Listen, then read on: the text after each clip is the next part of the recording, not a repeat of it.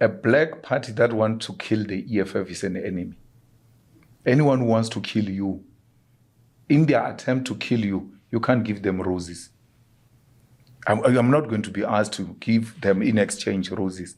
There's no political party in South Africa that wakes up every morning with an agenda of how do we kill the EFF, except the MK. We are in parliament together. We have adopted a progressive charter in parliament. A progressive charter means the minimum program of action, things that we agree upon now. And when you look at the clauses of the progressive charter, are actually the 7 non-negotiable cardinal pillars of the EFF. We just took them into the progressive charter and they adopted them the way they are.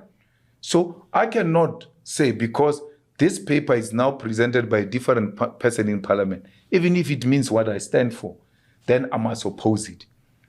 We're elected to work together in parliament with everyone, but we don't have to agree. So with MK, there are certain things in parliament that we agreed on. And till to date, even when we've declared them an enemy, we're still working together on any matter that we agree on.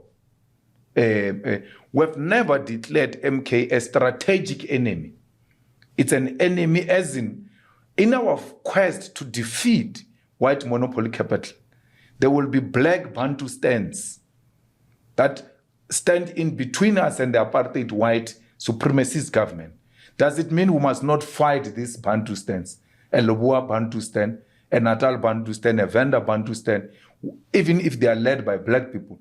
We're going to have to fight against them. We had songs against Ramudik.